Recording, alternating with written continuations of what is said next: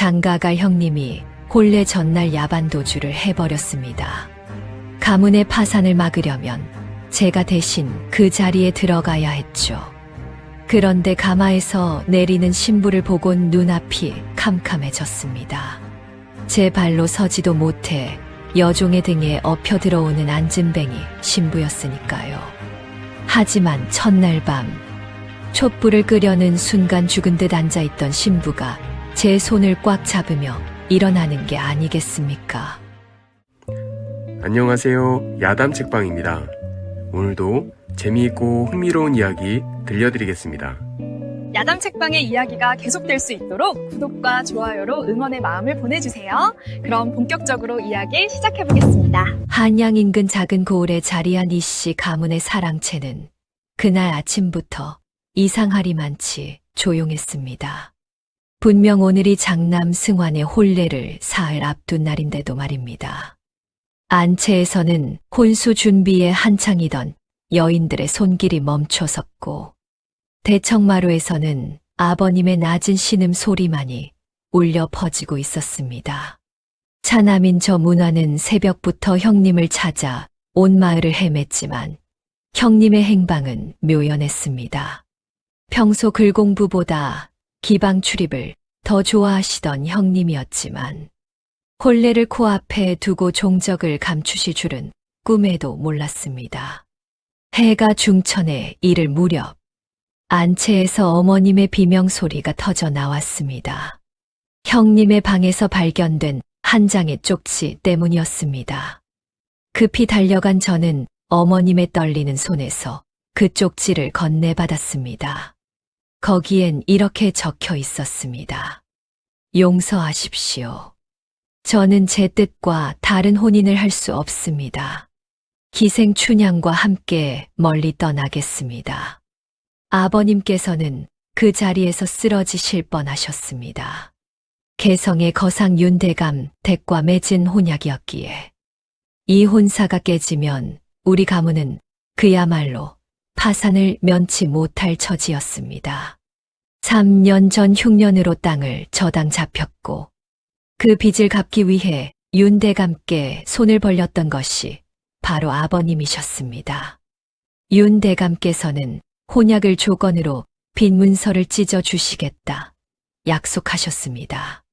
그런데 이제 와서 신랑이 도망을 쳤으니 우리 가문은 신의를 저버린 집안으로 낙인 찍힐 것이 분명했습니다. 아버님께서는 대청마루에 앉아 한참을 말씀이 없으셨습니다. 그저 주먹을 불끈 쥐고 하늘만 바라보고 계셨습니다. 저는 그 모습을 보며 가슴이 미어졌습니다. 평생 선비의 도리를 지키며 사셨던 아버님께서 자식 때문에 이런 치욕을 당하시다니 말입니다. 한참을 침묵하시던 아버님께서 천천히 입을 여셨습니다.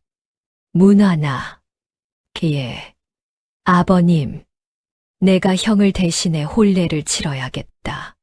그 말씀을 듣는 순간 제 귀를 의심했습니다. 형님을 대신해 혼례를 치르라니. 그것도 한 번도 본 적 없는 신부와 말입니다. 하지만 아버님의 눈빛은 단호했습니다. 가문을 살리는 길은 이것뿐이다. 윤대감께 사정을 말씀드리고 내가 그 자리를 대신하겠다고 아뢰어라. 저는 고개를 숙일 수밖에 없었습니다. 형님이 저지른 잘못을, 형님이 버린 책임을, 제가 떠안아야 하는 운명이 눈앞에 펼쳐지고 있었습니다. 아버님의 명을 받은 그날 밤, 저는 한숨도 잠을 이룰 수 없었습니다. 사랑채 제 방에 홀로 앉아 밤새 생각에 잠겼습니다. 한 번도 본 적 없는 여인과 혼인을 하라니, 그것도 형님이 버리고 도망친 그 자리에 제가 대신 들어가야 한다니 말입니다. 마음 한편으로는 억울하고 분했습니다. 형님은 평생 자기 하고 싶은 대로 사셨습니다. 글공부는 뒷전이고 기방과 주막을 들락거리며 방탕한 생활을 일삼으셨죠. 그런데 정작 책임을 져야 할 순간이 오자 모든 것을 내팽개치고 달아나 버리셨습니다.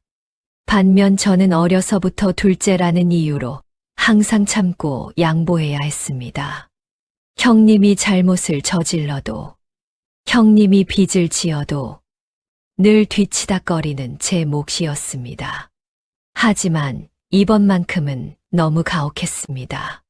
제 평생을 좌우할 혼인을 형님의 잘못 때문에 떠맡아야 한다니 말입니다.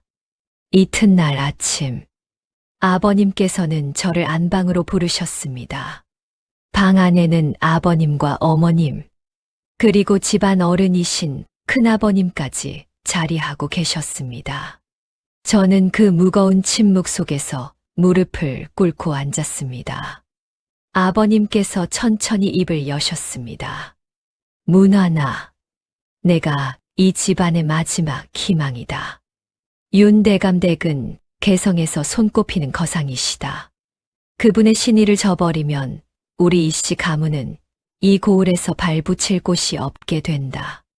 말씀을 이으시는 아버님의 목소리는 떨리고 계셨습니다. 3년 전 흉년 때 우리 논밭을 모두 저당 잡혔다. 그 빚이 은 300냥이 넘는다. 이번 달 안에 갚지 못하면 우리는 이 집에서조차 쫓겨나게 된다. 저는 그제야 사태의 심각성을 깨달았습니다. 단순히 체면의 문제가 아니었습니다. 우리 가문의 존망이 걸린 문제였습니다. 큰아버님께서도 말씀하셨습니다. 문화나, 내 형이 저지른 일이지만 이제 너만이 이 집안을 살릴 수 있다. 윤대감께 사정을 말씀드리고 내가 대신 혼례를 올리겠다 아뢰어라. 어머님께서는 내내 눈물만 흘리고 계셨습니다. 문화나, 어미가 미안하구나. 내게 이런 짐을 지우게 되어 이 어미 마음이 찢어진다. 하지만 저는 어머님의 눈물 뒤에 숨은 간절함을 읽을 수 있었습니다. 가문이 무너지면 어머님께서 평생 지켜온 채통도, 아버님께서 평생 쌓아온 명예도 모두 물거품이 되는 것이었습니다. 저는 천천히 고개를 들어 아버님을 바라보았습니다. 아버님의 눈가에도 붉은 기운이 서려 있었습니다. 평생 강직하게 사셨던 아버님께서 자식 때문에 이런 굴욕을 당하시는 모습을 보니 가슴이 미어졌습니다. 저는 깊이 숨을 들이마셨습니다. 아버님, 소자가 하겠습니다. 그 말이 입 밖으로 나오는 순간 제 운명이 완전히 바뀌는 것을 느낄 수 있었습니다. 아버님께서는 저를 한참 바라보시다가 천천히 고개를 끄덕이셨습니다. 고맙다. 문화나, 내가 이 집안의 기둥이 되어다오. 그날 오후, 아버님께서는 윤대감댁에 사람을 보내 사정을 알리고 차남인 제가 대신 혼례를 올리겠다는 뜻을 전하셨습니다. 이틀 뒤, 윤대감댁에서 답신이 왔습니다. 뜻밖에도 윤대감께서는 혼약을 그대로 유지하겠다 하셨습니다. 단, 신랑이 바뀌는 것에 대해서는 아무 문제 삼지 않으시겠다는 것이었습니다. 그 소식을 듣고 온 집안이 안도의 한숨을 내쉬었습니다. 하지만 저만은 가슴이 무거웠습니다. 혼례일이 불과 보름 앞으로 다가왔고 저는 아직 신부의 얼굴조차 본 적이 없었으니까요. 혼례를 보름 앞두고 저는 개성으로 가는 길에 올랐습니다. 윤대감 댁에 인사를 드리고 혼례 준비를 상의하기 위함이었습니다. 한양에서 개성까지는 하루 반나절 걸리는 먼 길이었습니다. 해가 중천에 이를 무렵 저는 길섭해 주막에 들러 점심을 먹기로 했습니다. 주막 안은 장사치들과 나그네들로 북적였습니다. 저는 구석 자리에 앉아 막걸리 한 사발과 국밥을 시켰습니다. 그런데 옆자리에서 들려오는 대화에 귀가 번쩍 띄었습니다. 자네 들었나? 개성 윤대감 댁 외동딸 이야기 말일세. 윤대감 댁이라면 그 거상 말인가? 무슨 일인데 그러나. 그 대 교수가 다리를 못 쓴다더군. 하반신을 전혀 움직일 수 없는 안진뱅이라네. 그 순간 제 손에 들린 숟가락이 그대로 떨어졌습니다. 허허, 그게 정말인가? 윤대감 같은 부자가 딸 하나 병을 못 고치겠나? 아무리 돈이 많아도 어찌하겠나. 한양의 명의들을 다 불렀지만 아무도 못 고쳤다더군. 태어날 때부터 다리에 힘이 없어서 평생 평교자에 실려 다닌다네. 그런데 혼처는 어찌 정했단 말인가. 그게 말일세. 한양의 몰락한 양반과 장남과 혼약을 맺었다더군. 300냥이 넘는 빚을 탕감해 주는 조건으로 말일세. 저는 그 말을 듣고 온몸이 얼어붙는 것 같았습니다. 우리 집안 이야기였습니다. 그것도 제가 모르던 신부의 비밀이 낱낱이 드러나고 있었습니다. 허허, 그 양반과 자식도 참 기구하겠군. 재산 때문에 안진뱅이와 혼인해야 하다니. 그런데 말일세, 최근에 그 신랑이 달아났다더군. 본래 전날 밤에 기생과 눈이 맞아 야반도주를 했다지 않나. 그럼 혼사는 어찌 됐단 말인가. 차남이 대신 들어간다더군. 형이 버린 자리에 아우가 대신 안진뱅이 신부를 맞이하는 거지. 주막 안 사람들이 웃음을 터뜨렸습니다. 저는 그 웃음소리를 들으며 고개를 들 수가 없었습니다. 저는 국밥을 다 먹지도 못하고 주막을 빠져나왔습니다. 밖으로 나오니 다리에 힘이 풀려 주저앉고 말았습니다. 신부가 병을 앓고 있다는 것쯤은 짐작했습니다. 그렇지 않고서야 윤대감 같은 거상이 몰락한 양반가와 혼약을 맺을 리 없었으니까요. 하지만 하반신을 전혀 못 쓰는 안진뱅이라니. 그것도 평생 고칠 수 없는 병이라니 말입니다. 저는 하늘을 올려다보았습니다. 구름 한 점 없는 맑은 하늘이었지만 제 앞날은 칠흑같이 어두웠습니다. 형님은 이 사실을 알고 도망친 것이 분명했습니다.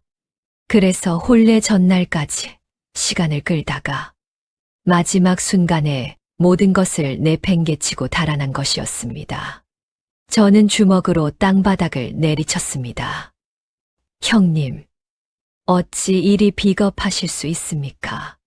하지만 아무리 분해도 소용없었습니다.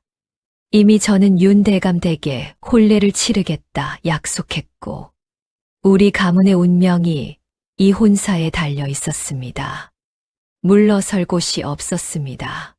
저는 천천히 일어나 다시 개성으로 향하는 길에 올랐습니다.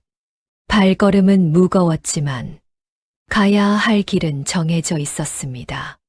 그날 저녁, 윤대감 댁에 도착한 저는 대감마님을 뵙고 인사를 올렸습니다.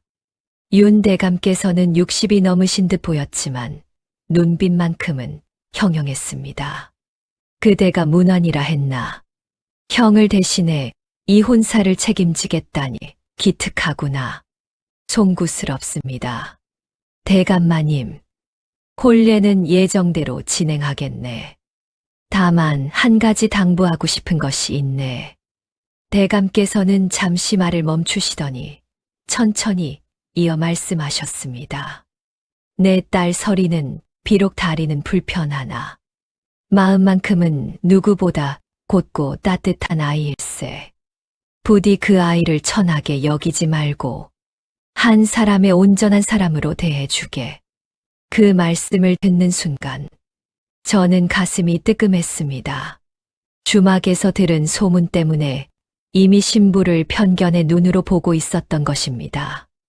혼례일이 밝았습니다. 우리 집 대문 앞에는 이른 아침부터 하객들이 모여들었습니다. 비록 신랑이 바뀌었다는 소문이 돌았지만 윤대감 댁과의 혼사라는 것만으로도 온 동네가 들썩였습니다.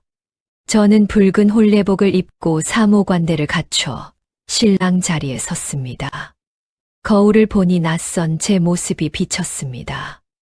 평생 이 옷을 입을 일이 없을 줄 알았는데 형님 대신 이 자리에 서게 될 줄은 꿈에도 몰랐습니다. 해가 정오에 이를 무렵 멀리서 신부의 혼례 행렬이 보이기 시작했습니다. 붉은 혼례 가마가 천천히 우리 집 대문 앞에 멈춰 섰습니다. 하객들이 숨을 죽이고 가마를 바라보았습니다. 그런데 이상했습니다.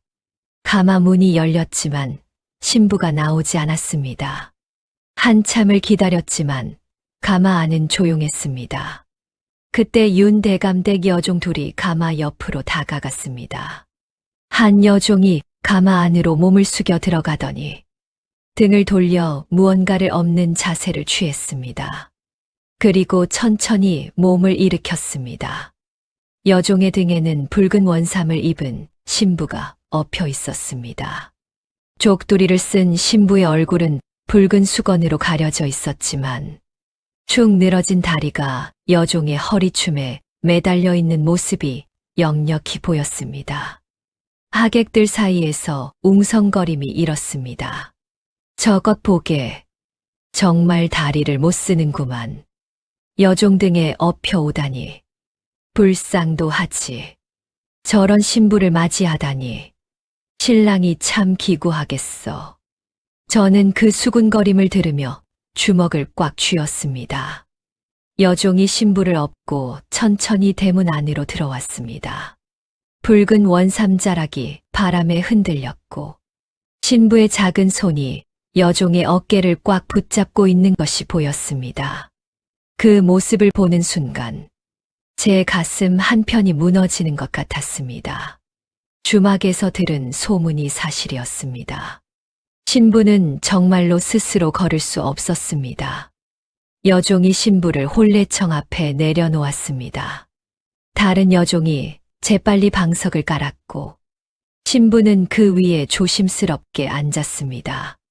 붉은 수건 너머로 신부의 얼굴은 보이지 않았지만 가늘게 떨리는 어깨가 느껴졌습니다. 저는 신부 맞은편에 섰습니다. 주례를 맡으신 어른께서 혼례를 시작하셨지만 저는 제대로 귀에 들어오지 않았습니다. 그저 앉아 계신 신부만 바라보고 있었습니다. 신부는 미동도 하지 않았습니다. 마치 인형처럼 그 자리에 굳어 있었습니다. 저를 올려야 하는 순간 저는 신부 앞으로 다가가 큰 절을 올렸습니다. 그런데 신부는 절을 할 수 없었습니다.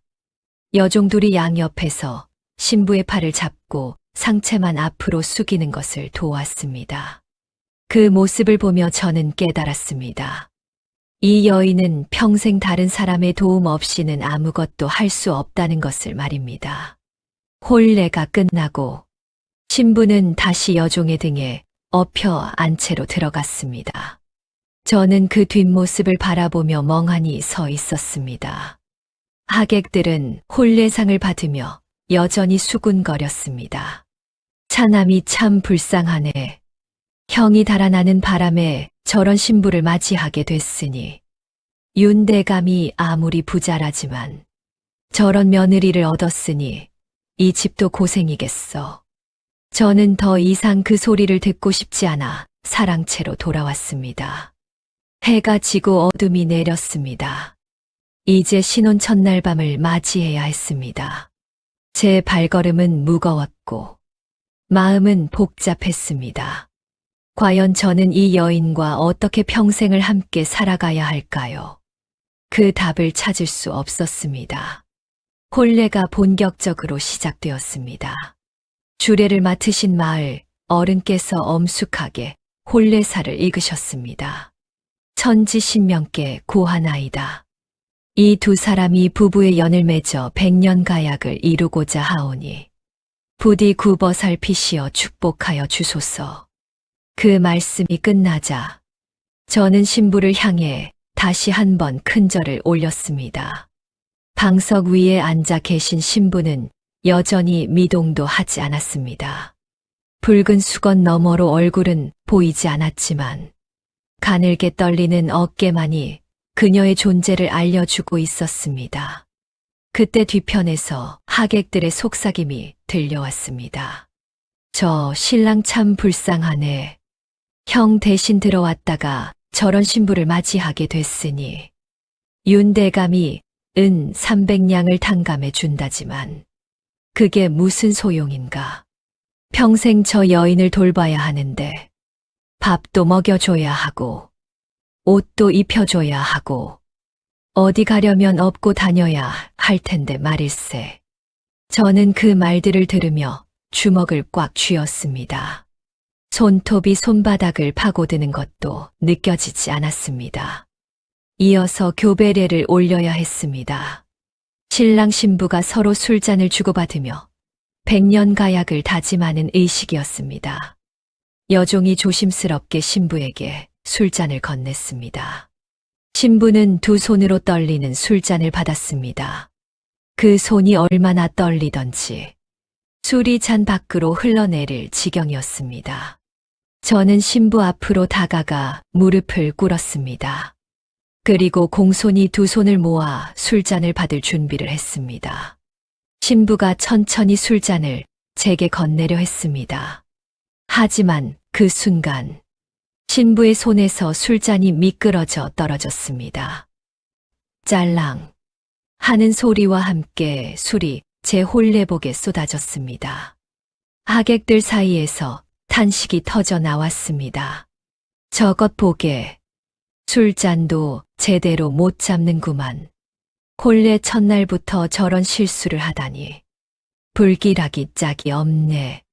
저 신랑이 참 기구하구만. 평생 저런 일이 반복될 텐데. 신부의 어깨가 더욱 심하게 떨렸습니다. 붉은 수건 아래로 작은 흐느낌이 새어 나왔습니다. 저는 천천히 바닥에 떨어진 술잔을 주워 들었습니다. 그리고 여종에게 술을 다시 따르게 한 뒤 신부의 떨리는 손 위에 제 손을 포겠습니다. 괜찮습니다. 천천히 하십시오. 제가 신부의 손을 받쳐 들자 신부는 다시 술잔을 들어 올렸습니다. 이번에는 제가 신부의 손을 함께 잡고 있었기에 술잔이 떨어지지 않았습니다. 저는 그 술잔을 받아 단숨에 마셨습니다. 홀레의 마지막 순서는 신부 부모님께 큰절을 올리는 것이었습니다. 윤대감과 대감 부인께서 홀레청 상석에 앉으셨습니다. 저는 그 앞으로 나아가 정중히 큰절을 올렸습니다. 사위 이문환, 장인 장목계 문안 여쭈입니다. 윤대감께서 고개를 끄덕이시며 말씀하셨습니다. 일어나게. 이제 자네는 우리 사위일세. 그 다음은 신부가 절을 올려야 했습니다. 하지만 신부는 스스로 일어설 수조차 없었습니다. 여종들이 양옆에서 신부를 부축해 일으키려 했습니다. 그런데 신부의 다리가 꺾이며 그대로 주저앉고 말았습니다. 하객들의 웅성거림이 더욱 커졌습니다. 부모님께 절도 제대로 못 올리는구만. 저런 며느리를 얻었으니 시부모님 고생이 이만저만이 아니겠네. 저는 더 이상 참을 수 없었습니다.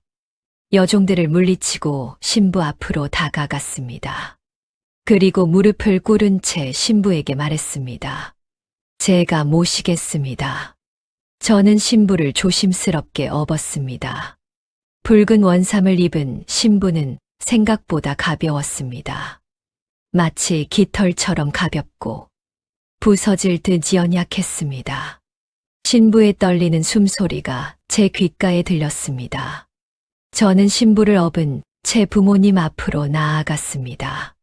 그리고 신부가 저를 올릴 수 있도록 제 무릎을 굽혀 신부의 상체가 앞으로 숙여지게 했습니다. 신부는 제 등에서 두 손을 모아 부모님께 저를 올렸습니다. 그 순간 홀레청 안이 조용해졌습니다. 하객들의 수군거림도 멈췄습니다. 모두가 숨을 죽이고 그 광경을 바라보았습니다. 신랑이 신부를 업은 채 저를 올리는 모습은 그 누구도 본 적 없는 광경이었습니다. 윤 대감께서는 그 모습을 보시며 눈시울을 붉히셨습니다. 고맙네. 사위, 내 딸을 잘 부탁하네. 그 말씀을 듣는 순간 저는 깨달았습니다. 이 혼인이 비록 형님의 잘못으로 시작되었고 제가 원하지 않은 것이었지만 이제 이 여인은 제 아내가 되었다는 것을 말입니다. 그리고 저는 이 여인을 평생 지켜야 할 책임이 있다는 것을 말입니다. 해가 완전히 지고 밤이 깊어졌습니다. 혼례를 마친 하객들이 모두 돌아가고 집안은 조용해졌습니다. 이제 신혼 첫날 밤을 맞이할 시간이었습니다. 저는 안채로 향하는 복도를 천천히 걸었습니다. 발걸음 하나하나가 무겁게 느껴졌습니다. 복도 끝에 신혼방 문이 보였습니다. 문틈으로 희미한 촛불 빛이 새어 나왔습니다. 저는 문 앞에서 한참을 멈춰 섰습니다. 손을 들어 문을 열려 했지만 쉽게 열리지 않았습니다. 문 너머에는 제 아내가 되어버린 낯선 여인이 기다리고 있었습니다. 평생 함께 살아가야 할 사람이. 하지만 저는 그 여인에 대해 아무것도 알지 못했습니다. 얼굴조차 제대로 본 적이 없었습니다. 깊이 숨을 들이마신 뒤 저는 천천히 문을 열었습니다. 방 안은 촛불 하나만이 켜져 있어 어둑했습니다. 촛불은 흔들리며 방 안에 긴 그림자를 들이우고 있었습니다. 신부는 방 한가운데 놓인 요 위에 앉아 있었습니다. 족도리와 원삼은 벗었지만 여전히 붉은 치마 저고리를 입고 있었습니다. 긴 검은 머리가 등 아래까지 흘러내렸고 창백한 얼굴은 촛불에 비쳐 더욱 하얗게 보였습니다. 신부는 고개를 깊이 숙인 채 미동도 하지 않았습니다. 마치 인형처럼 그 자리에 굳어 있었습니다. 저는 조심스럽게 방 안으로 들어가 문을 닫았습니다. 문이 닫히는 소리에 신부의 어깨가 움찔했습니다. 하지만 고개는 여전히 숙인 채였습니다. 저는 신부 맞은편에 앉았습니다. 침묵이 흘렀습니다. 촛불이 타들어가는 소리만이 방 안을 채웠습니다. 저는 무슨 말을 해야 할지 알 수 없었습니다. 신부 역시 아무 말이 없었습니다. 그렇게 한참을 침묵 속에 앉아 있었습니다. 저는 신부의 얼굴을 제대로 보려 했지만 고개를 숙인 채 긴 머리카락이 얼굴을 가려 잘 보이지 않았습니다. 마님, 제가 조심스럽게 말을 건넸습니다. 신부의 어깨가 다시 한번 움찔했습니다. 하지만 여전히 고개를 들지 않았습니다. 제 이름은 문헌입니다. 비록 이런 식으로 혼인을 하게 되었지만 이제 저희는 부부가 되었습니다. 신부는 아무 대답이 없었습니다. 다만 가늘게 떨리는 어깨만이 그녀가 숨 쉬고 있다는 것을 알려주었습니다. 저는 천천히 자리에서 일어났습니다. 촛불을 끄고 잠자리에 들어야 할 시간이었습니다. 하지만 그 순간 신부가 처음으로 입을 열었습니다. 서방님, 그 목소리는 가늘고 떨렸지만 맑고 고왔습니다. 저는 그 자리에 멈춰 섰습니다. 예, 말씀하십시오. 신부는 한참을 침묵하다가 천천히 말을 이었습니다. 소녀가 이런 몸으로 서방님께 폐만 끼칠까 두렵습니다. 그 말을 듣는 순간 제 가슴 한편이 찡해졌습니다. 주막에서 들었던 소문들이, 혼례 때 들었던 비웃음들이 떠올랐습니다. 이 여인은 평생 그런 말들을 들으며 살아왔을 것입니다. 다리를 못 쓴다는 이유로, 스스로 걸을 수 없다는 이유로 사람들의 동정과 멸시를 받으며 살아왔을 것입니다. 저는 신부 앞으로 다가가 무릎을 꿇었습니다. 그리고 고개 숙인 신부에게 말했습니다. 고개를 들어 주십시오. 제 얼굴을 보아 주십시오. 신부는 천천히, 아주 천천히 고개를 들었습니다. 촛불에 비친 신부의 얼굴을 처음으로 제대로 보았습니다. 생각보다 어린 얼굴이었습니다. 20살을 간 넘긴 듯 했습니다. 하얀 피부에 큰 눈, 작은 코와 입술이 단정했습니다. 하지만 그 눈에는 깊은 슬픔이 서려 있었습니다. 마치 세상 모든 고통을 혼자 짊어진 듯한 눈빛이었습니다. 마님, 저는 신부의 눈을 똑바로 바라보며 말했습니다. 저 역시 원해서 이 혼인을 한 것은 아닙니다.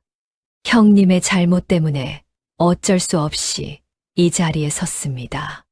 솔직히 말씀드리면 마님께서 다리가 불편하시다는 소문을 듣고 두렵기도 했습니다.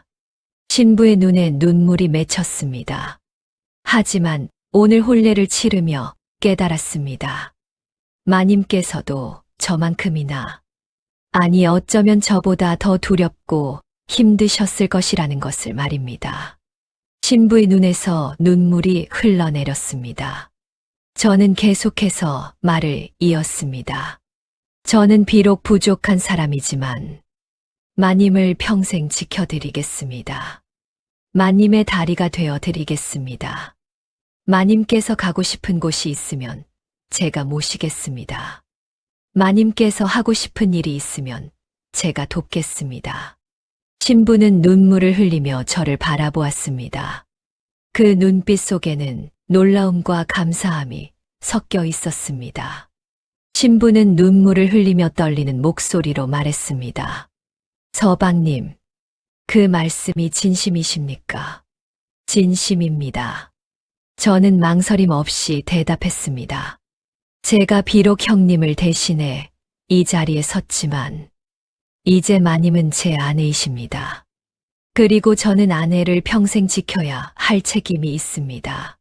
신부의 눈에서 눈물이 계속 흘러내렸습니다. 소녀는 태어날 때부터 이 다리 때문에 사람들의 멸시를 받으며 살아왔습니다. 걷지 못한다는 이유로, 스스로 설 수 없다는 이유로 사람들은 소녀를 불쌍히 여기거나 비웃었습니다. 그 말을 듣는 순간 제 가슴이 미어지는 것 같았습니다. 아버님께서 이 혼사를 정하셨을 때 소녀는 두려웠습니다. 과연 어떤 남정네가 이런 몸을 가진 소녀를 아내로 맞이하려 할까? 혹시 재산 때문에 마지못해 오는 것은 아닐까 걱정했습니다. 신부는 손으로 눈물을 닦으며 말을 이었습니다. 그런데 신랑께서 혼례 전날 달아나셨다는 소식을 들었을 때 소녀는 오히려 안도했습니다.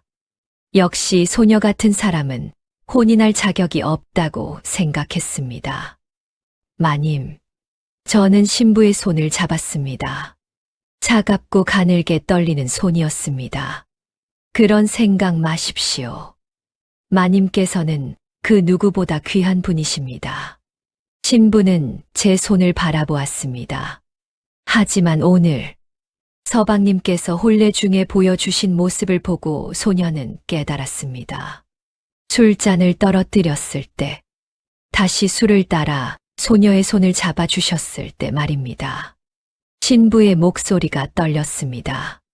부모님께 저를 올릴 때, 서방님께서 소녀를 업고 저를 올리게 해주셨을 때, 소녀는 처음으로 느꼈습니다. 누군가 소녀를 한 사람으로, 온전한 한 사람으로 대해주는 것을 말입니다. 저는 그 말을 듣고 가슴이 뭉클해졌습니다. 신부가 평생 얼마나 외로웠을지, 얼마나 상처받으며 살아왔을지 짐작할 수 있었습니다. 마님, 제가 약속드리겠습니다. 저는 신부의 두 손을 꽉 잡았습니다. 저는 마님을 결코 불쌍히 여기거나 동정하지 않겠습니다. 마님은 제 아내이시고 저는 마님의 남편입니다. 저희는 평등한 부부입니다. 신부의 눈이 커졌습니다. 평등한 부부라고요? 그렇습니다. 비록 마님께서는 다리가 불편하시지만 저 역시 부족한 사람입니다. 글 읽기는 좋아하지만 과거에는 번번이 떨어졌고 형님처럼 재주가 뛰어나지도 못합니다. 저는 쓴웃음을 지으며 말을 이었습니다. 우리 집안은 이미 몰락했고 저는 형님의 잘못 때문에 이 자리에 섰습니다. 마님께서 보시기에 저 역시 부족한 사람 아니겠습니까? 신부는 고개를 저었습니다. 아닙니다. 서방님. 서방님께서는 그 어떤 분보다 훌륭하십니다. 오늘 혼례에서 보여주신 모습만으로도 소녀는 알 수 있습니다. 저는 신부의 눈을 똑바로 바라보았습니다. 마님, 제가 진심으로 약속드립니다. 저는 마님의 발이 되겠습니다. 마님께서 가고 싶은 곳이 있으면 제가 모시겠습니다. 마님께서 보고 싶은 것이 있으면 제가 함께 가겠습니다. 신부는 눈물을 흘리며 고개를 끄덕였습니다. 하지만 그것만이 아닙니다. 저는 말을 이었습니다. 저는 마님을 한 사람의 온전한 사람으로 대하겠습니다. 마님의 생각을 존중하고 마님의 의견을 듣고 마님과 함께 이 집안을 꾸려가겠습니다. 그 순간 신부의 얼굴에 처음으로 미소가 번졌습니다. 눈물 젖은 얼굴이었지만 그 미소는 아름다웠습니다. 서방님, 고맙습니다. 소녀는 평생 이런 말을 들어본 적이 없습니다. 신부는 떨리는 손으로 제 손을 꽉 잡았습니다. 소녀도 약속하겠습니다. 비록 이 몸은 불편하지만 서방님께 좋은 아내가 되도록 노력하겠습니다. 저는 신부의 손을 잡고 말했습니다. 마님, 우리 함께 이 길을 걸어갑시다. 비록 시작은 우리가 원한 것이 아니었지만 이제부터는 우리가 만들어가는 것입니다. 신부는 고개를 끄덕이며 눈물을 닦았습니다. 그날 밤 저희는 긴 시간 동안 이야기를 나누었습니다. 신부는 평생 방 안에만 갇혀 지내며 책 읽기를 좋아했다고 했습니다. 시를 짓는 것도 좋아하고 그림 그리는 것도 즐긴다고 했습니다. 저는 신부의 이야기를 들으며 깨달았습니다. 이 여인은 다리가 불편할 뿐, 그 안에는 누구보다 풍요로운 세계를 가지고 있다는 것을 말입니다. 밤이 깊어갈수록 저희 사이의 벽은 조금씩 허물어지고 있었습니다. 이야기를 나누던 중 신부가 갑자기 말을 멈췄습니다. 그리고 저를 가만히 바라보았습니다. 그 눈빛 속에는 무언가 결심한 듯한 빛이 서려 있었습니다. 서방님, 예, 마님, 소녀가 서방님께 보여드릴 것이 있습니다. 저는 고개를 갸웃했습니다. 무엇을 보여주시겠다는 것인지 알 수 없었습니다. 신부는 깊게 숨을 들이마셨습니다. 그리고 천천히, 아주 천천히 움직이기 시작했습니다. 처음에는 손가락이 움직였습니다. 무릎 위에 얌전히 모여있던 손가락들이 하나씩 펴지기 시작했습니다. 그 다음은 손목이었습니다. 손목이 돌아가며 손바닥이 바닥을 향했습니다. 저는 그 모습을 멍하니 바라보았습니다. 무슨 일이 일어나고 있는지 이해할 수 없었습니다. 마님, 무엇을 하시는 겁니까? 신부는 대답 대신 계속해서 움직였습니다. 이번에는 팔이었습니다. 양팔을 천천히 들어 올려 바닥에 손을 짚었습니다. 저는 숨이 멎는 것 같았습니다. 신부의 다음 움직임을 본 순간 제 눈을 의심했습니다. 신부의 다리가 움직이기 시작한 것입니다. 혼례 내내 힘없이 늘어져 있던 그 다리가 천천히 구부러지며 힘을 받기 시작했습니다. 이게 어찌 된 일입니까? 저는 경악하며 소리쳤습니다. 신부는 바닥에 손을 짚고 천천히 무릎을 세웠습니다. 그리고 그 무릎에 힘을 주어 조금씩 몸을 일으키기 시작했습니다. 촛불이 흔들렸습니다. 아니, 제 눈앞의 모든 것이 흔들리는 것 같았습니다. 신부는 떨리는 다리로 천천히 일어섰습니다. 완전히 일어선 신부는 저보다 한 뼘쯤 작은 키였습니다. 가녀린 몸이었지만 똑바로 서 있었습니다. 스스로의 힘으로 서 있었습니다. 저는 입을 다물 수가 없었습니다. 눈앞의 광경을 믿을 수가 없었습니다. 마님, 이것이 대체 말이 제대로 나오지 않았습니다. 신부는 서 있는 채로 저를 내려다보았습니다. 그 얼굴에는 눈물이 흘러내리고 있었습니다. 하지만 그 눈빛은 확고했습니다. 서방님, 용서하십시오. 신부의 목소리가 방 안에 울려 퍼졌습니다. 소녀는 결코 다리를 못 쓰는 사람이 아니었습니다. 저는 그 자리에 얼어붙었습니다. 신부가 계속해서 말했습니다. 이 모든 것은 아버님께서 꾸미신 시험이었습니다. 시험이라니요. 아버님께서는 평생 장사를 하시며 수많은 사람을 만나셨습니다.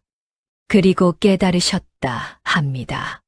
사람의 진심은 그가 가장 약한 자를 어떻게 대하느냐로 알 수 있다고 말입니다. 신부는 천천히 무릎을 꿇었습니다. 그리고 제게 큰 절을 올렸습니다. 이마가 바닥에 닿았습니다. 아버님께서는 소녀의 혼처를 정하시며 재산이 아닌 인품을 보고자 하셨습니다. 그래서 소녀가 다리를 못 쓴다는 소문을 퍼뜨리셨습니다. 저는 그제야 모든 것이 이해되었습니다. 주막에서 들은 소문도, 혼례 때 여종의 등에 업혀온 것도, 평교자에 실려온 것도 모두 계획된 것이었습니다. 소녀는 아버님의 명에 따라 다리를 못 쓰는 척 연기를 했습니다. 혼례 내내 첫날 밤까지 말입니다. 신부는 고개를 들었습니다. 눈물로 범벅이 된 얼굴이었습니다. 하지만 서방님께서 보여주신 진심 앞에서 소녀는 더 이상 거짓을 계속할 수 없었습니다. 저는 여전히 말문이 막혔습니다. 신부가 다시 저를 올렸습니다. 서방님께서는 소녀를 불쌍히 여기지 않으셨습니다. 동정하지도 무시하지도 않으셨습니다. 한 사람으로, 온전한 한 사람으로 대해 주셨습니다. 신부의 목소리가 떨렸습니다. 그것이 바로 아버님께서 찾으시던 사람이었습니다. 진심으로 소녀를 아내로 대할 수 있는 사람 말입니다. 저는 천천히 정신을 차렸습니다. 그리고 깨달았습니다. 이 모든 것이 저를 시험하기 위한 것이었다는 것을. 그리고 저는 그 시험을 통과했다는 것을 말입니다. 신부는 저를 올린 채 말했습니다. 서방님, 소녀는 이제야 진정한 배필을 만났습니다. 부디 소녀를 용서하시고 함께 평생을 살아가 주십시오. 저는 신부를 일으켰습니다. 그리고 그녀의 눈을 똑바로 바라보며 말했습니다. 마님께서 다리를 쓸 수 있든 없든 제 마음은 변함이 없습니다. 이미 제 마음 속에서 마님은 제 아내이십니다. 그 순간 방문 밖에서 인기척이 들렸습니다. 방문이 천천히 열렸습니다. 촛불빛이 복도로 새어나가고 그 빛 속으로 한 사람의 그림자가 드리워졌습니다. 윤 대감께서 문 앞에 서 계셨습니다. 저는 황급히 일어나 예를 갖추려 했습니다. 장인 어른께서, 윤 대감께서는 손을 들어 제지하셨습니다. 일어나지 말게. 나는 이미 한참 전부터 이 문 밖에서 듣고 있었네. 저는 그 말씀에 얼어붙었습니다. 대감께서는 모든 것을 들으셨다는 말씀이었습니다. 제가 신부에게 한 맹세도, 신부가 일어선 것도, 진실을 밝힌 것도 모두 말입니다. 윤 대감께서는 천천히 방 안으로 들어오셨습니다. 그리고 촛불 옆에 앉으셨습니다. 대감의 눈가에는 눈물이 맺혀 있었습니다. 사위, 아니, 문헌. 대감께서는 제 이름을 부르셨습니다. 자네가 오늘 보여준 모습은 이 늙은이가 10년을 기다려온 것이었네. 10년이라 하셨습니까? 대감께서는 고개를 끄덕이셨습니다. 그렇네. 10년 전. 서리가 10살이 되었을 때부터 나는 이 아이의 혼처를 고민해 왔네. 대감께서는 먼 곳을 바라보시며 말씀을 이으셨습니다. 나는 평생 장사를 하며 수많은 사람을 보아왔네. 부자도 보았고, 양반도 보았고, 권력자도 보았네. 하지만 그들 중 대부분은 약자를 대하는 태도에서 본색을 드러냈네. 대감께서는 쓴웃음을 지으셨습니다. 재산이 많은 자는 오만했고, 지위가 높은 자는 무례했고, 힘이 센 자는 포악했네. 그래서 나는 깨달았네. 사람의 진심은 그가 가장 약한 자를 어떻게 대하느냐로 알 수 있다고 말일세. 저는 대감의 말씀을 조용히 들었습니다. 그래서 이 시험을 고안했네. 서리를 다리를 못 쓰는 아이로 꾸며 혼처 후보들이 어떻게 반응하는지 보기로 한 것일세. 서리가 조용히 말했습니다. 아버님께서는 지난 10년간 여러 혼처를 알아보셨습니다. 모두 명문가의 자제들이었습니다. 대감께서 고개를 끄덕이셨습니다. 그렇네. 한양의 양반과 자제들, 개성의 부잣집 도련님들, 심지어 관직에 있는 이들까지 말일세. 하지만 그들 모두 서리가 다리를 못 쓴다는 소문을 듣고는 혼처를 거절했네. 겉으로는 다른 이유를 댔지만 그 속내는 뻔했지. 저는 가슴이 아팠습니다. 서리가 얼마나 상처받았을지 짐작이 갔습니다. 일부는 재산을 탐내어 혼약을 하려 했네. 하지만 그들은 혼례 중에 본색을 드러냈지. 서리가 말했습니다. 어떤 이는 혼례 내내 인상을 찌푸렸고, 어떤 이는 소녀를 마치 짐처럼 대했습니다. 신혼 첫날 밤, 어떤 이는 소녀에게 차가운 말을 했습니다. 서리의 목소리가 떨렸습니다. 재산만 받으면 된다고, 아내로서의 의무 같은 것은 기대하지 않는다고 말입니다. 대감께서는 깊은 한숨을 내쉬셨습니다. 그래서 나는 그들을 모두 돌려보냈네. 혼약을 파기하고 말일세. 그렇게 10년이 흘렀네. 서리는 20살이 되었고, 나는 점점 늙어갔지. 대감께서는 저를 바라보셨습니다. 그러던 중, 자네 집안과 인연이 닿았네. 솔직히 처음에는 장남 승환과 혼약을 맺었지. 저는 형님 이야기에 고개를 숙였습니다. 하지만 승환은 시험을 통과하지 못했네. 서리가 다리를 못 쓴다는 소문을 듣고 혼례 전날 도망을 쳤으니 말일세. 그때 나는 이 혼사도 무산될 것이라 생각했네. 하지만 자네 부친께서 편지를 보내왔지.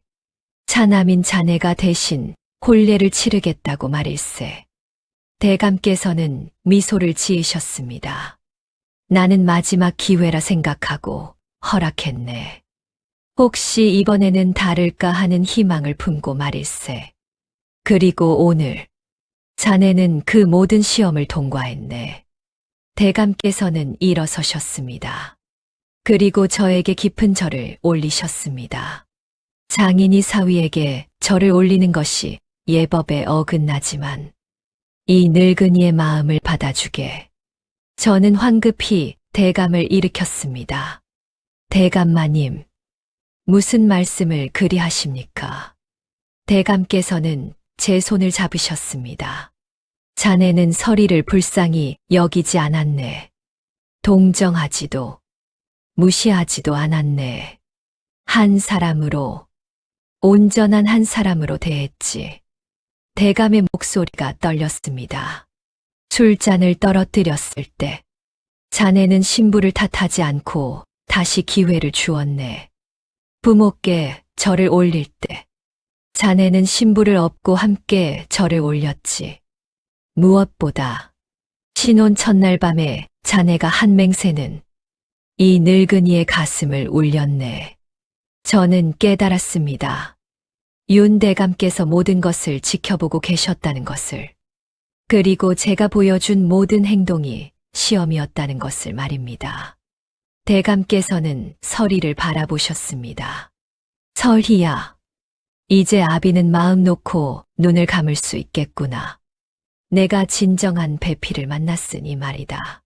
설희는 눈물을 흘리며 대답했습니다. 아버님, 고맙습니다. 10년을 기다린 보람이 있습니다. 윤 대감께서는 저와 설희를 데리고 사랑방으로 자리를 옮기셨습니다. 밤이 깊었지만 대감께서는 우리에게 할 말씀이 많으셨습니다. 사랑방에는 이미 차와 과일이 준비되어 있었습니다. 대감께서는 우리를 앉히시고 천천히 입을 여셨습니다. 문원, 자네가 오늘 보여준 모습은 진정한 선비의 품격이었네. 송구스럽습니다. 대감마님, 저는 그저 마땅히 해야 할 일을 했을 뿐입니다. 대감께서는 고개를 저으셨습니다. 아니네. 많은 이들이 마땅히 해야 할 일조차 하지 못하지. 자네는 그것을 해냈네. 대감께서는 차를 한 모금 드시고 말씀을 이으셨습니다.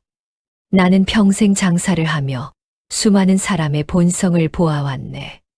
사람들은 이익 앞에서는 친절하지만 손해를 보면 돌변하지. 강자 앞에서는 비굴하지만 약자 앞에서는 오만하네. 저는 그 말씀을 가슴에 새겼습니다. 하지만 자네는 달랐네. 아무런 이득도 없는 상황에서, 오히려 평생의 짐을 떠안을 수도 있는 상황에서 자네는 한 사람을 인간답게 대했네. 대감께서는 설희를 바라보셨습니다. 이 아이가 평생 원했던 것이 바로 그것이었네.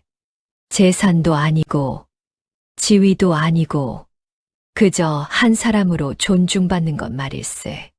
설희가 조용히 말했습니다.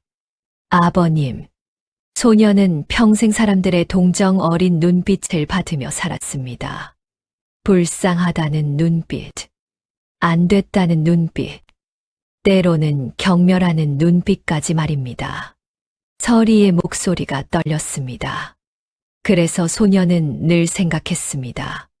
과연 소녀를 있는 그대로 받아들여 줄 사람이 있을까?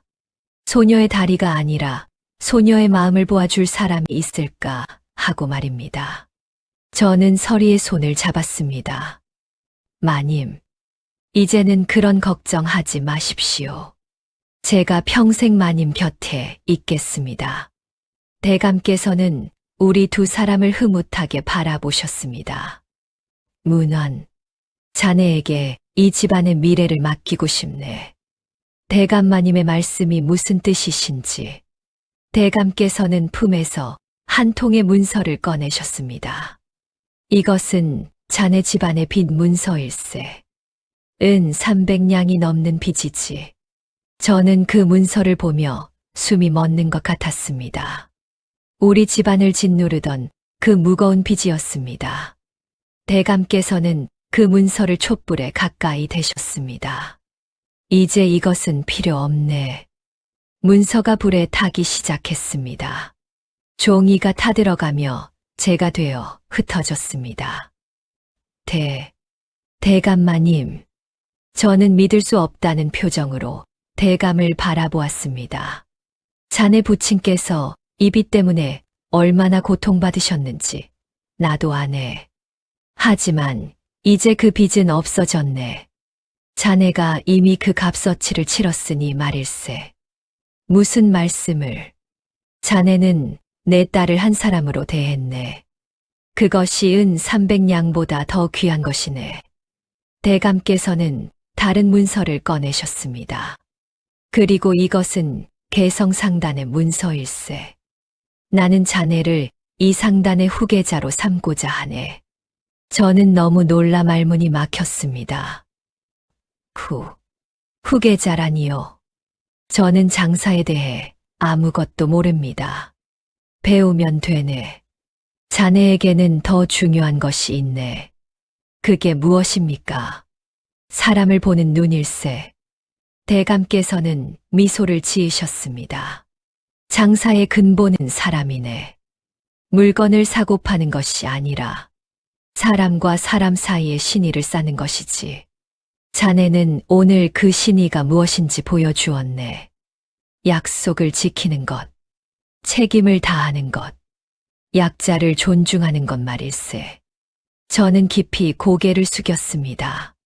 대감마님의 은혜, 평생 잊지 않겠습니다. 대감께서는 일어나셨습니다. 자, 이제 늦었으니 쉬도록 하게. 내일부터는 자네가 이 집안의 사위로서, 그리고 상단의 후계자로서 새로운 삶을 시작하는 것이네. 저와 서리는 대감께 깊이 절을 올렸습니다. 대감께서 사랑방을 나가시고 저희 둘만 남았습니다. 서리가 저를 바라보며 말했습니다. 서방님, 오늘 하루가 꿈만 같습니다. 아침에는 형님을 대신해 억지로 혼례를 치르는 신랑이었는데 지금은 아버님께 인정받은 사위가 되셨으니 말입니다. 저는 서리의 손을 잡았습니다. 마님, 저 역시 꿈만 같습니다. 하지만 이것은 꿈이 아니라 현실입니다. 우리 함께 이 현실을 아름답게 만들어 갑시다. 서리는 눈물을 글썽이며 고개를 끄덕였습니다. 그날 밤, 저는 잠들기 전 하늘을 올려다보았습니다. 형님의 잘못으로 시작된 이 혼인이 어느새 제 인생 최고의 축복이 되어 있었습니다. 사람의 운명이란 참으로 묘한 것이었습니다. 이튿날 아침, 저는 서리와 함께 우리 집으로 돌아왔습니다. 윤 대감께서는 저희를 배웅하시며 한 달 뒤 개성으로 와서 상단 일을 배우라 하셨습니다. 그때까지는 가족들과 시간을 보내라는 배려였습니다. 집에 도착하자 아버님과 어머님께서 대문 앞에 나와 계셨습니다. 아버님, 어머님, 문안이 돌아왔습니다. 저는 서리의 손을 잡고 부모님께 다가갔습니다. 어머님께서는 서리를 보시더니 눈이 휘둥그레졌습니다. 문안아, 이게 어찌 된 일이냐? 며느리가 걸어서 오다니. 아버님께서도 놀라신 표정이셨습니다. 서리가 다리를 못 쓴다고 들었는데 이것이 무슨 일이냐? 저는 부모님을 안채로 모시고 어젯밤 있었던 모든 일을 말씀드렸습니다. 윤 대감께서 꾸미신 시험에 대해, 서리가 사실은 다리가 성하다는 것에 대해, 그리고 제가 그 시험을 통과했다는 것에 대해 말입니다. 아버님께서는 말씀을 듣시며 계속 고개를 끄덕이셨습니다. 그러니까 모든 것이 시험이었단 말이냐? 그렇습니다. 아버님께서는 서리를 바라보셨습니다. 며느리, 고생이 많았구나. 그 어린 나이에 그런 연기를 하다니. 얼마나 힘들었겠느냐. 서리가 공손히 절을 올렸습니다. 아니옵니다. 아버님, 소녀는 진정한 배필을 만나기 위해서라면 그보다 더한 일도 할 수 있었습니다. 저는 품에서 한 통의 문서를 꺼냈습니다. 아버님, 이것을 보십시오. 아버님께서 문서를 받아 드셨습니다. 그리고 그것을 읽으시더니 손이 떨리기 시작했습니다. 이것은 장인 어른께서 저에게 상단의 후계자 지위를 주셨습니다. 그리고 우리 집안의 빚은 모두 탕감하셨습니다. 아버님의 눈에서 눈물이 흘러내렸습니다. 은 300냥이 넘는 빚이 정말 모두 없어졌단 말이냐? 그렇습니다. 아버님, 장인 어른께서 빚문서를 제 앞에서 직접 태우셨습니다. 아버님께서는 그 자리에 주저앉으셨습니다. 이 아비가 평생 짊어지고 살던 짐이 하루아침에 사라지다니 어머님께서도 눈물을 흘리셨습니다. 여보, 이제 우리 집안이 살았어요. 문환이가 우리 집안을 일으켜 세웠어요. 저는 부모님 앞에 무릎을 꿇었습니다. 아버님, 어머님, 송구스럽습니다. 형님의 잘못으로 시작된 일이었지만 오히려 이것이 저희 집안에 큰 복이 되었습니다. 아버님께서는 저를 일으키셨습니다. 문환아, 내가 우리 집안의 진정한 기둥이구나. 형은 장남이라는 이유로 모든 것을 누렸지만 정작 책임은 지지 못했다. 하지만 너는 차남이라는 이유로 항상 뒷전이었지만 가장 큰 책임을 짊어졌구나. 아버님의 목소리가 떨렸습니다. 이제부터 이 집안은 내가 이끌어가거라. 내가 장남보다 더 훌륭한 아들이다. 그날 오후 온 집안 식구들이 대청마루에 모였습니다. 큰아버님을 비롯한 일가 친척들까지 모두 모였습니다. 아버님께서는 모두 앞에서 선포하셨습니다. 오늘부터 이 집안의 모든 빚이 탕감되었음을 알리노라. 그리고 차남 문환이가 개성윤 대감 대계 사위가 되어 상단의 후계자로 지명되었노라. 사람들 사이에서 환호성이 터져 나왔습니다. 정말입니까? 아우님, 큰아버님께서 놀라며 물으셨습니다. 그렇습니다. 형님, 우리 집안에 드디어 희망이 보입니다. 친척들이 저에게 다가와 축하 인사를 건넸습니다. 문환이, 내가 이 집안을 살렸구나. 개성상단의 후계자라니. 이제 우리 집안이 다시 일어서겠구나. 저는 그 축하를 받으며 깨달았습니다. 형님의 무책임한 행동이 결과적으로 제게 큰 기회를 가져다 주었다는 것을. 그리고 그 기회를 붙잡을 수 있었던 것은 제가 진심으로 사람을 대했기 때문이라는 것을 말입니다. 저녁 무렵, 아버님께서는 집안의 중요한 물건들을 제게 맡기셨습니다. 족보며 토지 문서며 집안 대대로 내려오는 유품들까지 말입니다. 문환아, 이제 너는 이 집안의 종손과 다름없다.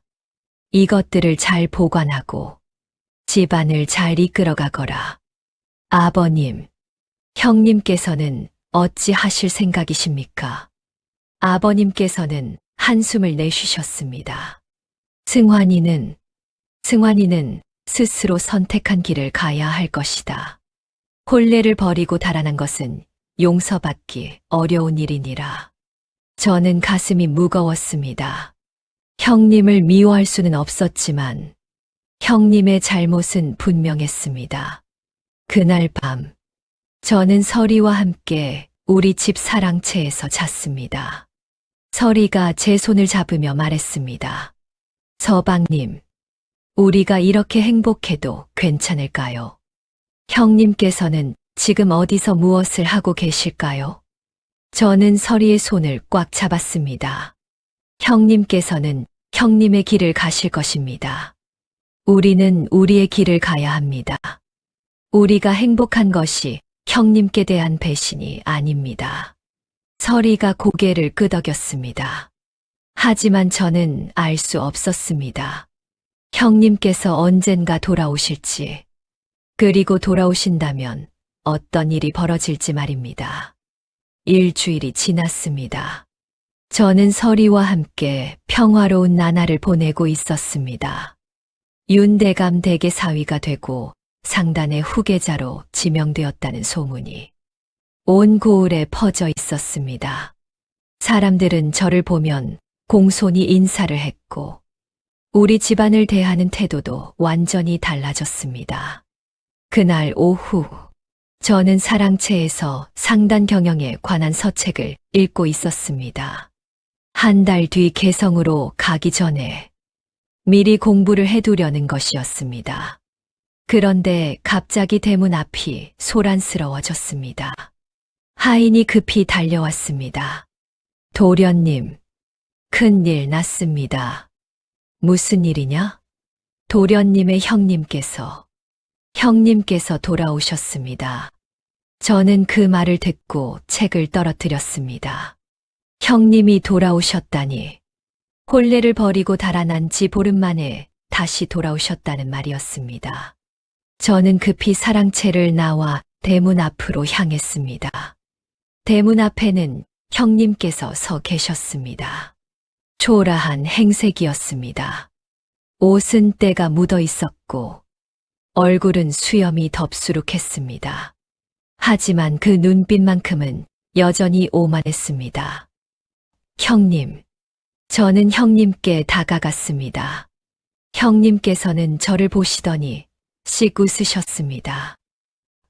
오, 문환이구나. 형이 돌아왔다. 그 태도가 너무나 태연해서 저는 할 말을 잃었습니다. 마치 잠깐 나갔다 온 것처럼 아무 일도 없었던 것처럼 말씀하시는 것이었습니다. 아버님께서 대문 앞으로 나오셨습니다.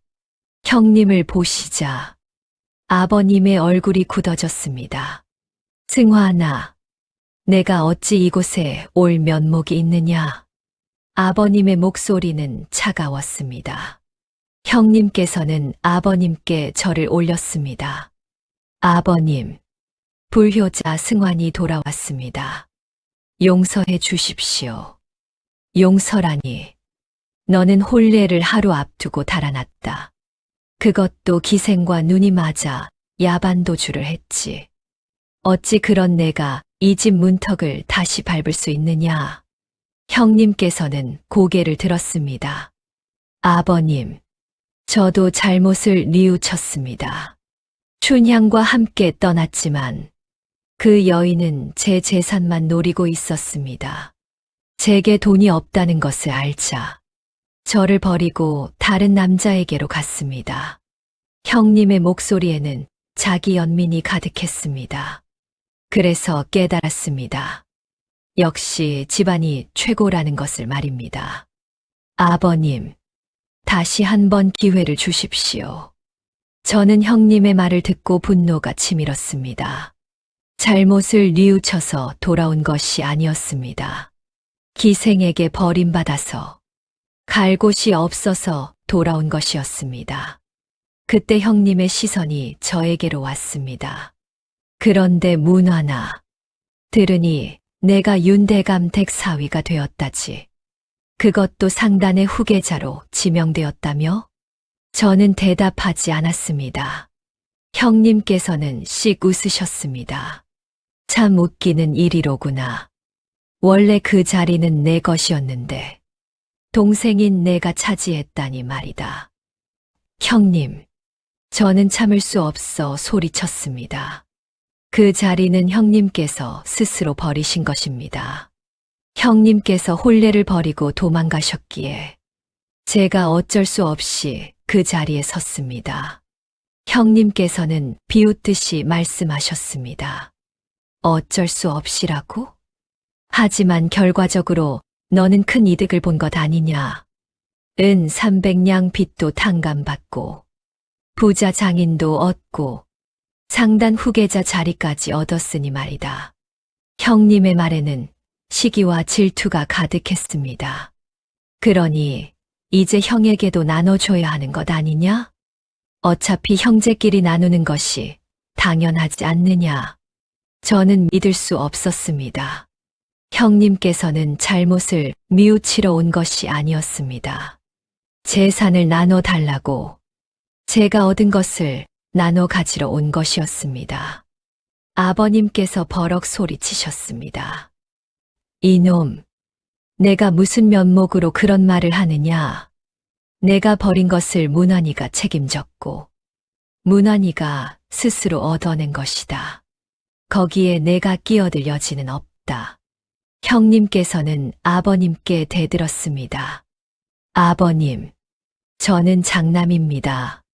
장남인 제가 이 집안의 모든 것을 이어받아야 하는 것이 당연하지 않습니까? 당연하다고?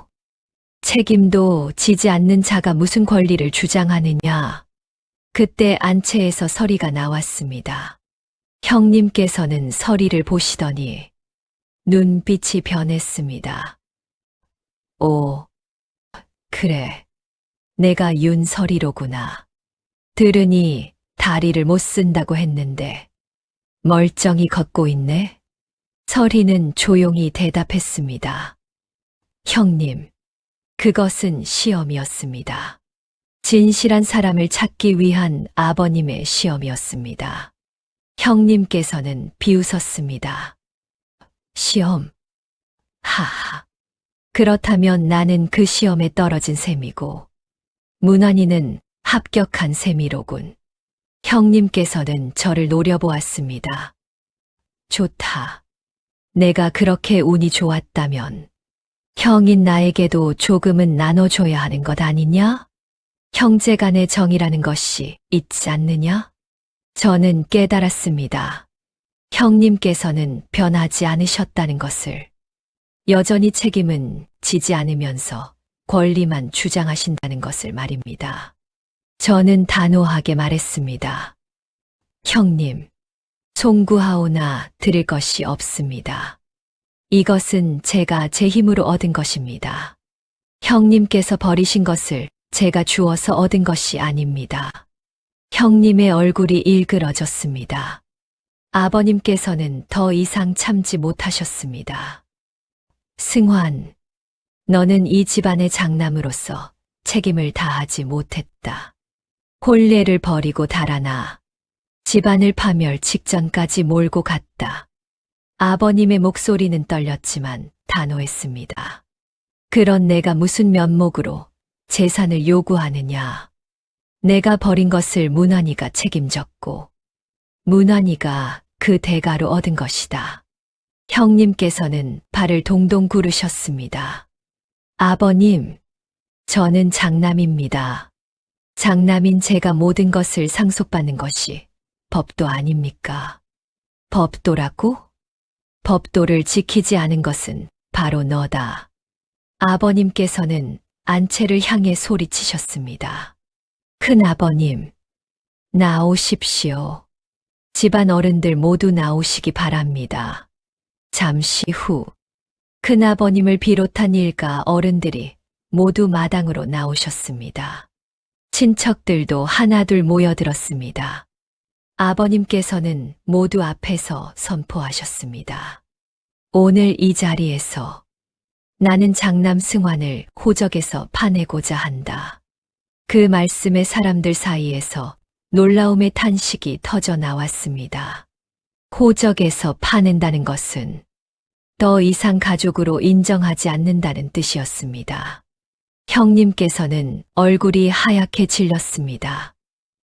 아, 아버님, 그건 너무하십니다. 너무한 것은 내가 한 짓이다.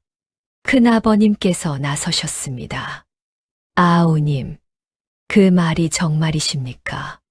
아무리 잘못을 했어도 자식을 호적에서 파낸다는 것은 형님, 저도 깊이 생각했습니다.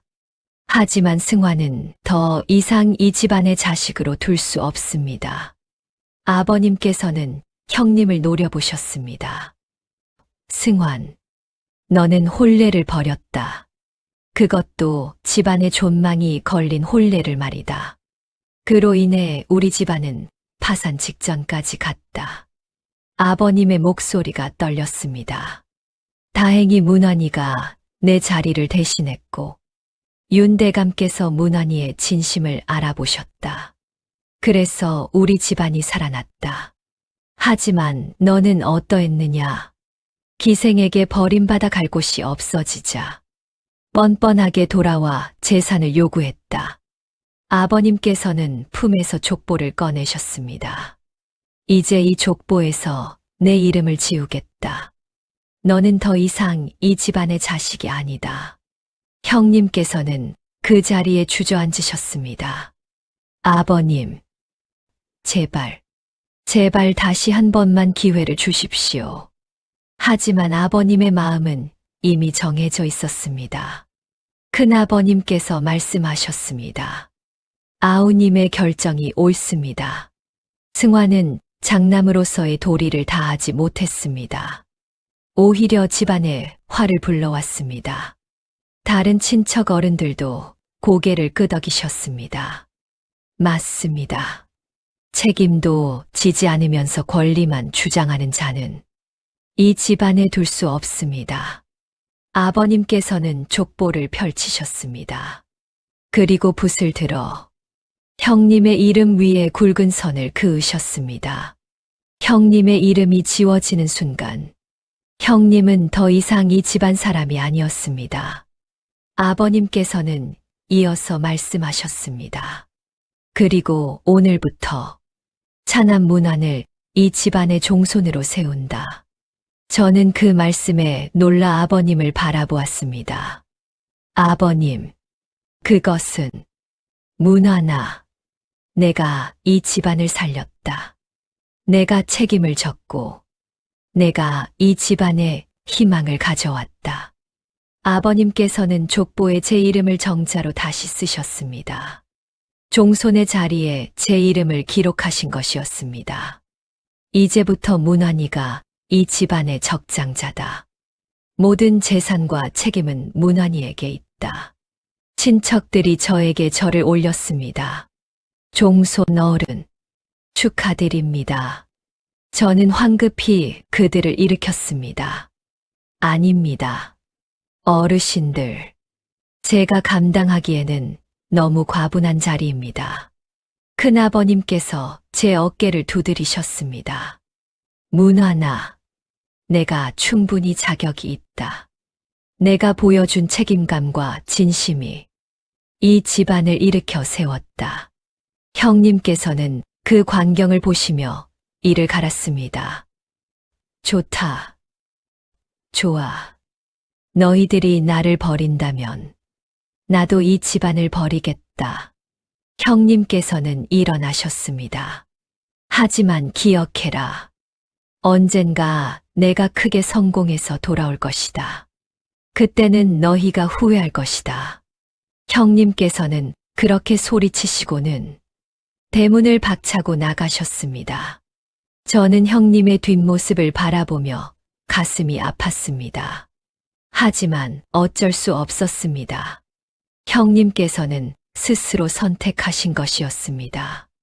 아버님께서 제 손을 잡으셨습니다. 문환아, 이제 내가 이 집안의 기둥이다. 잘 부탁한다. 예, 아버님, 최선을 다하겠습니다. 서리가 제 옆으로 다가왔습니다. 그리고 조용히 제 손을 잡았습니다. 서방님, 소녀가 함께 하겠습니다. 저는 서리의 손을 꽉 잡았습니다. 그날 저는 깨달았습니다. 진정한 가문의 법도란 혈통이 아니라 책임이라는 것을. 진정한 어른이란 나이가 아니라 행동으로 증명되는 것이라는 것을 말입니다. 형님께서는 장남이라는 지위는 있었지만 그에 따르는 책임을 지지 않으셨습니다. 반면 저는 차남이었지만 가문을 위해 책임을 다했습니다. 그리고 그 결과 저는 종손의 자리에 오르게 되었고 형님께서는 모든 것을 잃으셨습니다. 한 달 뒤 저와 서리는 개성으로 갔습니다.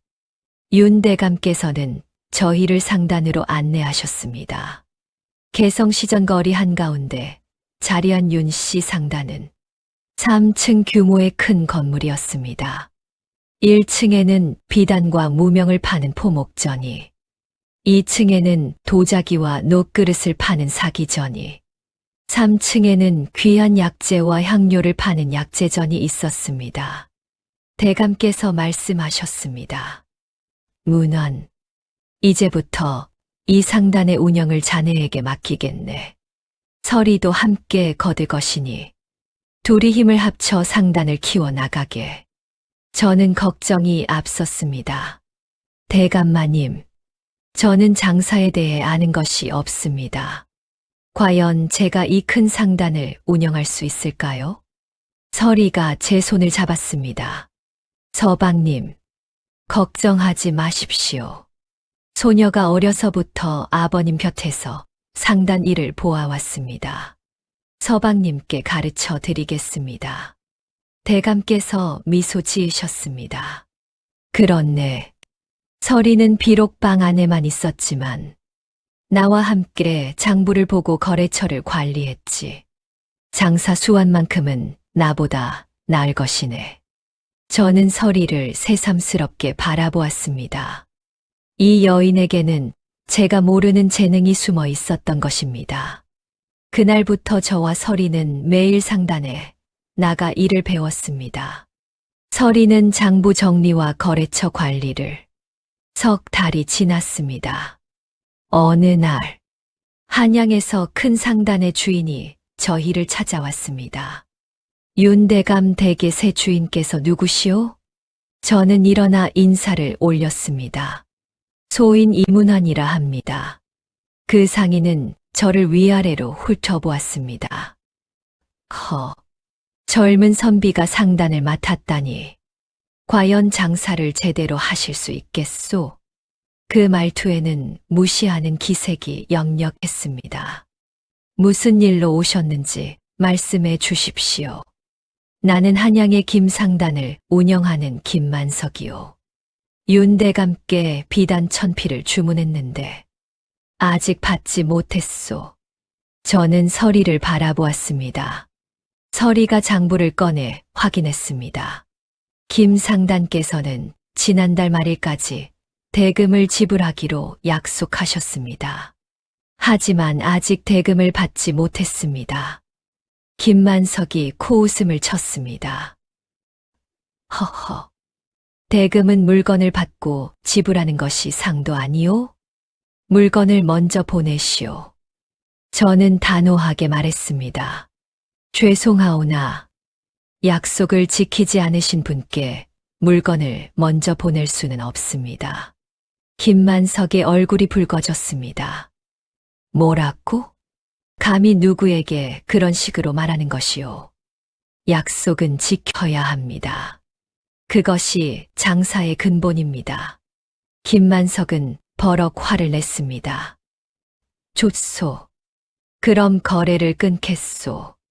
앞으로 윤씨 상단과는 일절 거래하지 않겠소. 그렇게 말하고는 화를 내며 나갔습니다. 점원들이 걱정스러운 얼굴로 저를 바라보았습니다. 주인 어른, 김상단은 우리의 큰 거래처입니다. 그들과 거래를 끊으면 손해가 막심합니다. 하지만 설이가 말했습니다. 아닙니다. 약속을 지키지 않는 사람과는 거래하지 않는 것이 옳습니다. 당장은 손해지만 장기적으로는 우리 상단의 신의를 지키는 것입니다. 석 달 뒤 놀라운 소식이 들려왔습니다.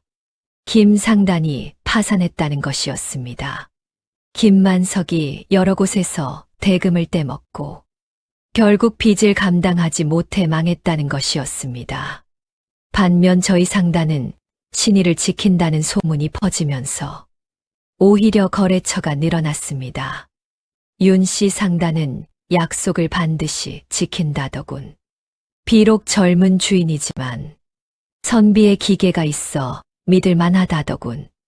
1년이 지나자 상단의 규모가 2배로 커졌습니다. 서리의 치밀한 장부 관리와 제가 쌓은 신의 덕분이었습니다. 어느 날 저녁, 서리와 함께 장부를 정리하며 말했습니다. 마님, 우리가 이렇게 성공할 수 있었던 것은 마님의 도움 덕분입니다. 서리가 미소 지었습니다. 아닙니다.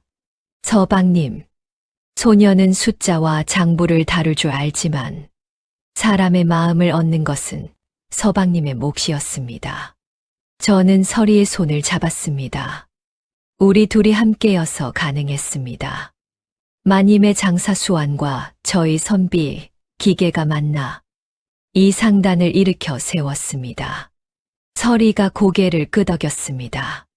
그렇습니다. 서방님, 소녀 혼자서는 할 수 없었을 일입니다. 서방님 혼자서도 할 수 없었을 일입니다. 우리가 함께했기에 가능했습니다. 저는 깨달았습니다. 부부란 서로의 부족한 부분을 채워주는 것이라는 것을, 서로의 강점을 합쳐 더 큰 힘을 만드는 것이라는 것을 말입니다. 서리는 상단 경영의 실무를 맡았고, 저는 사람들과의 신의를 쌓았습니다. 서리는 숫자에 강했고, 저는 사람의 마음을 읽는 데 능했습니다. 우리 둘은 서로 다른 재능을 가졌지만, 그 재능들이 만나 하나가 되었을 때, 누구도 막을 수 없는 힘이 되었습니다. 2년이 지나자, 윤씨 상단은 개성에서 가장 큰 상단이 되었습니다. 한양과 평양은 물론 명나라와도 거래를 시작했습니다. 윤 대감께서는 저희를 흐뭇하게 바라보시며 말씀하셨습니다. 문원, 설희야, 너희 둘이 이 상단을 내가 평생 이루지 못한 곳까지 끌어올렸구나. 대감마님, 모두 가르침 덕분입니다. 아니네. 이것은 너희 둘의 힘이네. 진심과 신의, 그리고 서로를 향한 믿음이 만든 결과일세. 그날 밤, 저는 서리와 함께 상단 옥상에 올라 별을 바라보았습니다. 마님, 우리가 처음 만났을 때를 기억하십니까? 어찌 잊겠습니까? 여종의 등에 엎혀 들어갔던 그날을 말입니다. 그때 저는 두려웠습니다. 과연 이 혼인이 행복할 수 있을까 하고 말입니다. 서리가 제 손을 잡았습니다. 하지만 지금은요? 지금은 확신합니다. 이것이 제 인생 최고의 축복이었다는 것을 말입니다. 그로부터 5년이 흘렀습니다. 저와 서리 사이에는 두 아이가 태어났습니다. 장남 이준과 차남 이현이었습니다. 아이들은 건강하게 자라 집안 곳곳을 뛰어다니며 웃음을 가져다 주었습니다. 어느 봄날, 저는 서리와 함께 아이들을 데리고 집 뒤 언덕에 올랐습니다. 언덕 위에서 내려다보니 우리 집과 상단이 한눈에 들어왔습니다. 한때는 빚에 쪼들리던 몰락한 양반가였던 우리 집이 이제는 개성에서 손꼽히는 부유한 가문이 되어 있었습니다. 서리가 제 손을 잡으며 말했습니다. 서방님, 5년 전 그날을 생각하십니까? 어찌 잊을 수 있겠습니까? 여종의 등에 엎혀 오신 마님을 처음 뵈었던 그날을 말입니다. 서리가 웃었습니다. 그때 서방님께서는 얼마나 당황하셨는지 모릅니다. 소녀가 촛불 아래서 일어섰을 때 서방님의 놀란 표정이 아직도 생생합니다. 저도 따라 웃었습니다. 그때 저는 정말 놀랐습니다. 하지만 그보다 더 놀라운 것은 그 시험이 제 인생을 완전히 바꿔 놓았다는 것입니다. 아들 준이가 저에게 물었습니다. 아버님, 어머님께서는 정말 다리를 못 쓰는 척 하셨어요? 그렇단다. 준아, 할아버님께서 내 아버지가 진실한 사람인지 시험하셨던 것이지. 그럼 아버님께서는 그 시험을 통과하신 거예요? 서리가 준이를 안아 올리며 말했습니다. 그렇단다. 내 아버님께서는 세상에서 가장 훌륭하게 그 시험을 통과하셨지. 그날 저녁, 온 가족이 모여 저녁 식사를 했습니다. 아버님께서는 이제 70이 넘으셨지만 여전히 건강하셨습니다. 어머님께서도 손자들을 보시며 행복해 하셨습니다. 윤 대감께서도 우리 집에 오셔서 함께 자리하셨습니다. 대감께서는 손자들을 무릎에 앉히시며 말씀하셨습니다. 준아, 현아, 너희 아버님께서는 이 할아버지가 평생 찾던 사람이셨단다. 할아버님, 무슨 말씀이세요? 할아버지는 평생 장사를 하며 수많은 사람을 만났단다. 하지만 진심으로 약자를 대하는 사람은 찾기 어려웠지. 대부분은 이익을 보면 친절하고 손해를 보면 돌변했단다. 대감께서는 저를 바라보시며 말씀을 이으셨습니다. 하지만 내 아버님은 달랐단다. 아무런 이득도 없는 상황에서, 오히려 평생의 짐이 될 수도 있었던 상황에서 내 어머님을 한 사람으로 존중했단다. 준이가 물었습니다. 그래서 할아버님께서 아버님께 상단을 주신 거예요? 그렇단다. 하지만 그것보다 더 중요한 것은 내 어머님께 진정한 배필을 찾아드린 것이지. 서리가 아버님을 바라보며 눈시울을 붉혔습니다. 아버님, 10년을 기다려 주셔서 감사합니다. 설희야, 기다린 보람이 있구나. 내가 행복하니 아비도 행복하단다. 아버님께서 말씀하셨습니다. 문화나, 내가 우리 집안을 일으켜 세웠다. 형의 잘못으로 시작된 일이었지만 오히려 그것이 우리 집안에 큰 복이 되었구나. 아버님, 모두 가르침 덕분입니다. 식사를 마치고 저는 사랑채에 홀로 앉아 지난 5년을 돌아보았습니다. 형님의 야반도주로 시작된 혼인이 제 인생 최고의 축복이 되었습니다. 다리를 못 쓴다던 신부가 사실은 세상에서 가장 현명하고 능력 있는 여인이었습니다. 억지로 떠맡은 책임이 오히려 제게 큰 기회를 가져다 주었습니다. 저는 깨달았습니다. 인생이란 어떻게 시작하느냐가 아니라 어떻게 대하느냐가 중요하다는 것을 말입니다. 형님께서는 좋은 기회를 얻으셨지만 책임을 회피하셨습니다. 반면 저는 원하지 않은 상황에 놓였지만 진심으로 책임을 다했습니다. 그 결과 형님께서는 모든 것을 잃으셨고 저는 모든 것을 얻었습니다. 서리가 사랑채로 들어왔습니다. 서방님, 무슨 생각을 그리 하십니까? 지난 일들을 돌아보고 있었습니다. 참으로 신기한 인연이었다는 생각이 듭니다. 서리가 제 옆에 앉았습니다. 서방님, 만약 그날 밤 소녀가 일어서지 않았다면 어떻게 하셨을까요? 그래도 변함없이 마님을 모셨을 것입니다. 제가 한 맹세는 진심이었으니까요. 서리가 눈물을 글썽이며 말했습니다. 그래서 소녀가 일어설 수밖에 없었습니다. 서방님의 진심 앞에서 더 이상 거짓을 계속할 수 없었습니다. 저는 서리를 꼭 안았습니다. 우리 참 잘 만났습니다. 마님, 그렇습니다. 서방님, 우리는 운명이었습니다. 그날 밤, 별이 유난히 밝았습니다. 저는 하늘을 올려다보며 감사했습니다. 형님의 잘못이 오히려 저에게 축복을 가져다 준 것에, 윤 대감께서 10년을 기다리며 저를 시험해 주신 것에, 그리고 무엇보다 서리를 만나게 해 주신 것에 감사했습니다. 세월이 더 흘러 저희 아이들도 자라 혼인을 했습니다. 그들에게 저는 늘 말했습니다. 사람을 대할 때는 그 사람의 지위나 재산을 보지 말고 그 사람의 진심을 보아라. 그리고 너희가 받은 책임은 반드시 다하여라. 그것이 진정한 선비의 길이며 진정한 사람의 도리니라. 윤씨 상단은 대를 이어 번창했고 우리 이씨 가문도 개성에서 명문가로 자리 잡았습니다.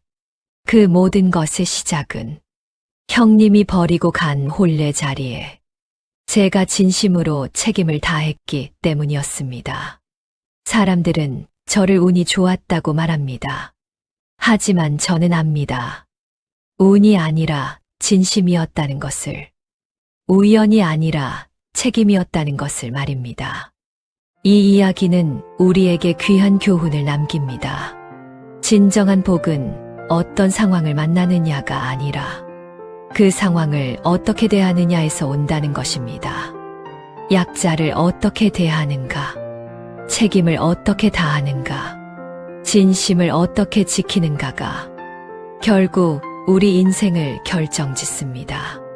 형님 대신 떠맡은 혼례가 문헌에게는 평생의 축복이 되었습니다. 여러분의 삶에도 언젠가 원하지 않는 책임이 찾아올 것입니다. 그때 기억하십시오. 그 책임을 어떻게 대하느냐가 여러분의 인생을 바꿀 수 있다는 것을 말입니다. 오늘도 야담 이야기를 들어주셔서 감사합니다. 구독과 좋아요는 더 좋은 이야기를 만드는 힘이 됩니다. 댓글로 여러분의 생각을 나눠주세요. 여러분이라면 형님 대신 그 혼례 자리에 섰을 때 어떻게 하셨을 것 같으신가요? 오늘의 이야기는 여기까지입니다. 더욱 재미있는 이야기로 다시 찾아뵙겠습니다.